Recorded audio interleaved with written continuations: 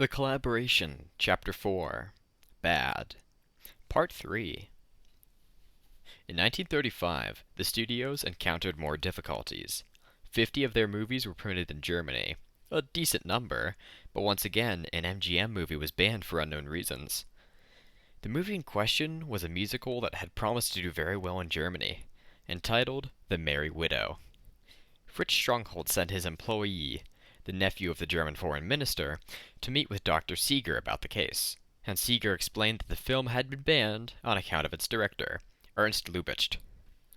The MGM representative asked whether the problem was that Lubitsch was a Jew, and Seeger refused to say. In 1936, the American studios' business dealings in Germany reached a critical level. The censors rejected dozens of films, sometimes giving vague reasons. The cast was unsatisfactory. The story was silly. Sometimes giving no reasons at all. The smaller companies, Warner Brothers, RKO, Disney, Universal Pictures, and Columbia Pictures, had all left Germany by this point, and only the three largest companies, MGM, Paramount, and 20th Century Fox, remained. By the middle of the year, these three companies had managed to have a combined total of only 8 pictures accepted by the censors, when they really needed 10 or 12 each just to break even. The new American Trade Commissioner in Berlin, Douglas Miller, sent an urgent report to his superiors in Washington, D.C., in which he explained the reality of the situation. It would be unfortunate for German-American relations if our motion picture companies no longer feel they have any possibility of selling films in Germany, or any further interest in considering the German point of view. American film companies are always working under the temptation of portraying foreign countries in an unfavorable light. They must have villains, but through the desire of selling pictures in foreign countries, are barred from any unfavorable treatment in their pictures of nationals of such countries. If all our film ties with Germany are severed, American film companies will jump at the chance of using stories which will portray Germany and the Germans in an unfavorable light. Not because they desire to injure Germany, but because they are hungry for villains and desire a relief from the monotony of always using Americans or unnamed foreigners in this connection. As the above explanation made clear, the American studios were faced with a difficult decision. They could continue doing business in Germany under unfavorable conditions, or they could all leave Germany and turn the Nazis into the greatest villains of all time. On July 22nd, MGM seemed ready to take the plunge. The company announced that it would bow out of Germany if the other two remaining companies, Paramount and 20th Century Fox, did the same. But Paramount and Fox said no. Even though they were not making any money in Germany, Paramount announced a net loss of $580 at the end of 1936. They still consider the German market to be a valuable investment. They had been there for years. They gave direct employment to 400 German citizens, and they employed thousands more for manufacturing purposes. Despite the difficult business decisions, their movies are still extremely popular.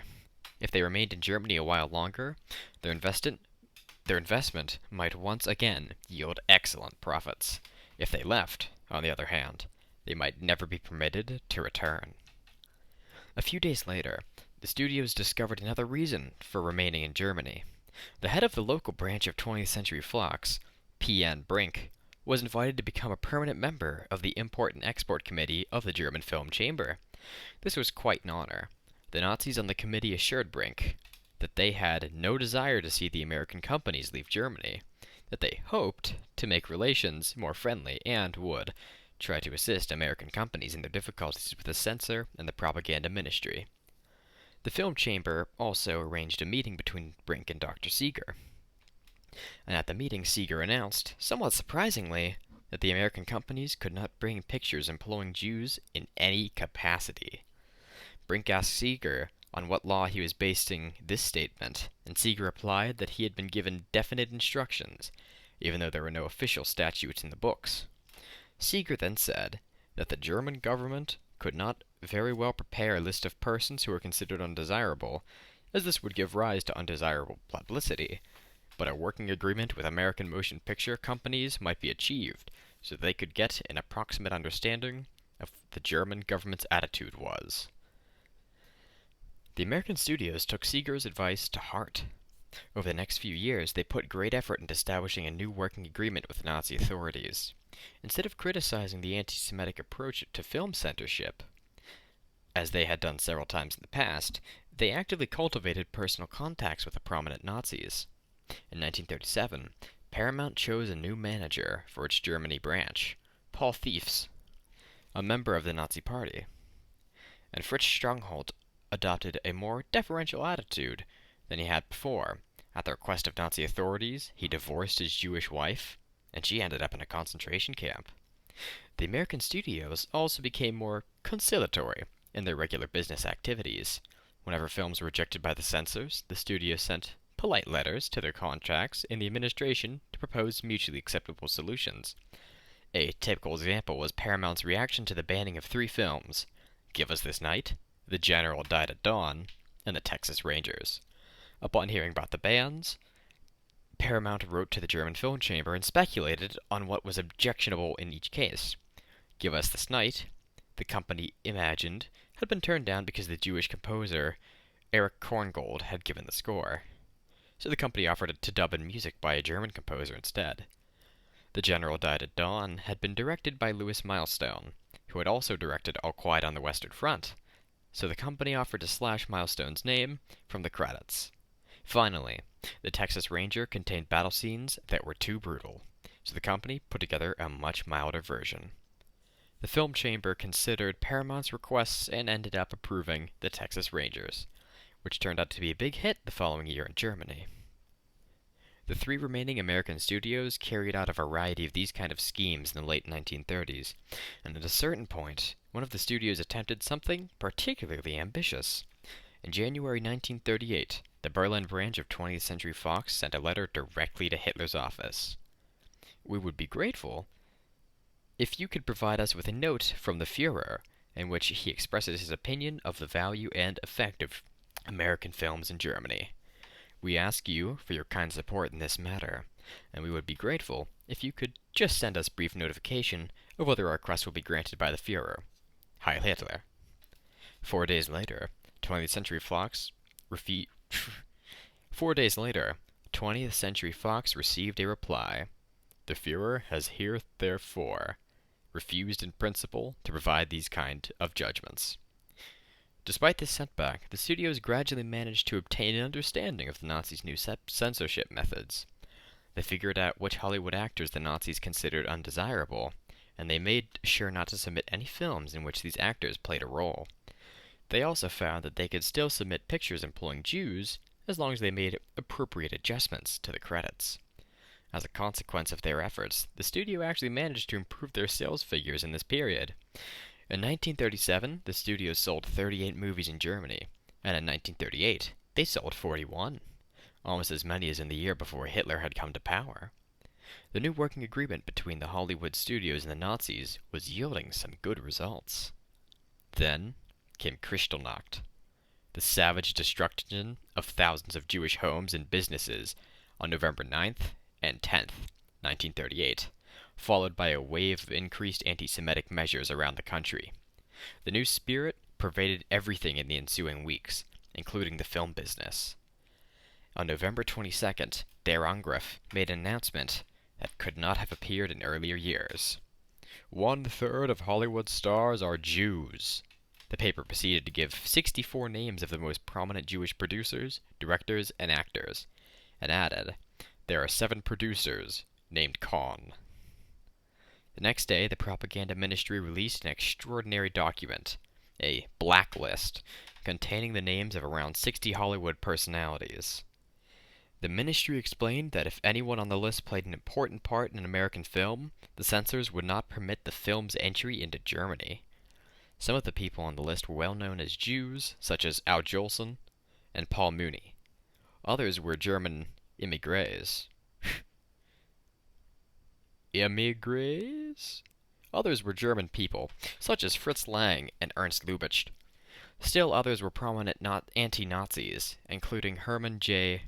Mankiewicz and Sam Jaffe, who had attempted to make the first anti-Nazi film, The Mad Dog of Europe, and even Ernest Hemingway, who had worked on an anti-Nazi documentary. The list went on. It included John Arthur, James Cagney, James Cagney, Joan Crawford, Bing Crosby, Theodore Dreiser, Frederick March, Louis Millstone, Norma Shearer, and Sylvia Sidney. Jeez. The Nazis had been carefully monitoring events in Hollywood for almost a decade, and the blacklist was the result of their efforts. From that moment onward, the studios did not need to guess which of their films would be banned in Germany. They could simply go through their holdings and submit the films that did not involve the participation of anyone on the blacklist. Even so, their exports fell dramatically. Only 20 Hollywood movies were screened in Germany in 1939. But still, the studios did not give up. Even when the Second World War broke out in Europe, the studios kept selling their movies in Germany. And while business continued as usual for Paramount and 20th Century Fox, the advent of war brought one final unexpected benefit for MGM. All the way back in June 1933, the Nazis had passed a law preventing foreign companies from taking their money out of the country. According to the law, foreign companies were required to keep their money in blocked German bank accounts, and they could only spend their money in Germany. The American studios were among the last companies to be subject to the law. By the end of 1934, they were rapidly accumulating German mark balances in their accounts, and they were trying to decide what to do with their assets. For Paramount and 20th Century Fox, the solution was simple. Both of these studios were major producers of newsreels in Germany. They could invest their money locally into cameramen and film stock. They could then capture footage of the latest Nazi events, and they could incorporate this footage into newsreels that they sold all around the world. Here are some of the stories that 20th Century Fox covered in this period. Rally of Allegiance to the Fuhrer. Adolf Hitler greets the National Police Force from the window of the Chancellery as the Berlin population erupts with thunderous shouts of Heil. The first monument of the National Socialist movement. In Bayreuth, the head of the German Labor Front, Dr. Robert Ley, solemnly unveiled a cenotaph in honor of National Socialism. Celebration of the workers of the German nation. The Führer speaks at the construction zone of the Autobahn in Unterhaching, from Munich to the border, to open the great labor battle for the year 1934. National holiday of the German people. The Chancellor gives his salute to the entire Berlin school community in the Berlin Lustgarten. Reichsminister Dr. Goebbels speaks during the festival session of the German Culture Chamber in the Berlin Opera House. On the National Labor Holiday, the biggest rally that the world has ever seen took place on Tempelhof Field, where the Führer spoke in front of 2 million comrades.